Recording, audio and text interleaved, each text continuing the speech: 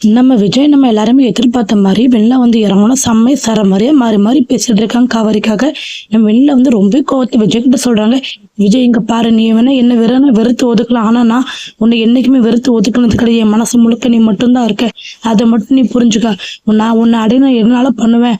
அதுக்காக நான் இத்தனை தடவை இவ்வளவு ஜெயிலுக்கு உன்னை அனுப்பி எனக்கு தெரிஞ்சு எனக்கு இன்னும் இந்த காவிரி கிட்ட பிரிக்க தெரியாது. இப்ப பாரு, உனக்கு சவால் விடுறேன் பாரு, இந்த காவிரி கிட்ட இருந்து உன்னை நான் பிரிச்சு பழையபடி என்னோட விஜய் நான் அடையதான் போறேன் அப்படின்னு சொல்லிட்டு காவிரி முன்னாடியே நம்ம விஜய் அடைஞ்சு திரும்ப அப்படின்னு சொல்லிட்டு வெண்ணிலா வந்து வேற மாதிரி பேசுறாங்க. இதெல்லாம் பார்த்து விஜய்க்கு சம்மக்கம் வந்து, வெண்ணிலா நானும் போனா அப்படின்னு விட்டுட்டு இருந்தேன், நீ ரொம்ப ஓவரதா பேசிட்டு இருக்க, என்னோட முகத்தை பார்க்க எனக்கு அந்த அளவுக்கு அருவருப்பா இருக்கு.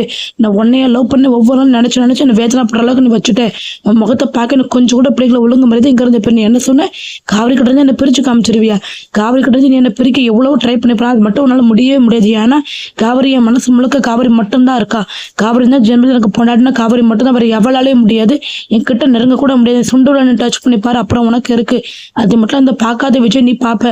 நீ இத்தனை நாளா இவ்வளவு நாளா லவ் பண்ண விஜய் தானே பார்த்துருக்கேன், இனிமே பாரு இந்த காவிரியோட புருஷனா நீ பாப்ப அப்படின்னு சொல்லிட்டு நம்ம விஜய் வந்து காவிரி வெண்ணிலா முன்னாடி சவால் விட்டுட்டு காவிரி மேல தோல் மேல கையை போட்டுட்டு அங்கிருந்து போறாங்க. இதை பார்த்து வெண்ணிலாக்கு சம்மக்கம் வந்து, என் முன்னாடி இந்த மாதிரிலாம் பேசிட்டு போறேன், ஏன்னா உனக்கு அந்த அளவுக்கு திமிராயிட்டுல போய் இவ ஒண்ணு இவ்வளவு நாளா இத்தனை நாள் மயக்க வச்சிருக்கான்னு அப்படி சொல்லிட்டு வேற மாதிரி காவிரி பத்தி தப்பு தப்பா பேச ஆரம்பிங்க. இதெல்லாம் பார்த்து விஜய்க்கு ரொம்ப வந்து நல்லா ஓங்கி பலான்னு அரைஞ்சிடாங்க. என் முன்னாடி என் காவிரி பத்தி தப்பு தப்பா பேசுறான்னு, உனக்கு இது அவ்வளவுதான் மரியாதை. அது மட்டும் இல்லாம இதுக்கப்புறம் காவிரி பெயர் கூட உன் மேல வரக்கூடாது.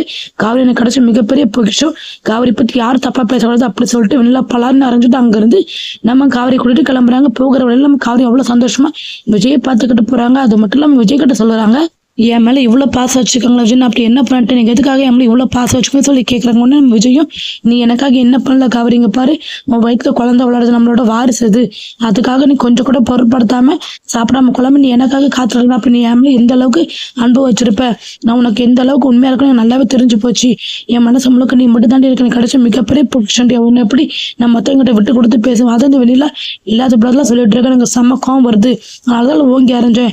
இதுக்கப்புறம் உன்னை யாருன்னு கஷ்டப்படுத்த விட மாட்டேன், காயப்படுத்த விட மாட்டேன் அப்படின்னு சொல்லிட்டு அவ்வளவு சந்தோஷமா பேசிட்டு போறாங்க விஜய்.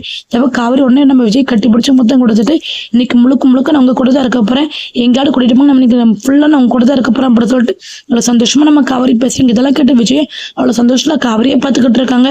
இது எப்படி நம்ம எல்லாரும் நினைச்ச மாதிரி விஜய் காவிரி ஒன்னும் சேர்ந்துட்டாங்க. அதே மாதிரி சாரதாவை கூட சீக்கிரம் விஜய் காவிரி மன்னிச்சு ஏற்றுக்கும் நினைக்கிறீங்க எல்லாருமே. இந்த வீடியோக்கு லைக் பண்ணுங்க. தேங்க்யூ ஃபார் வாட்சிங்.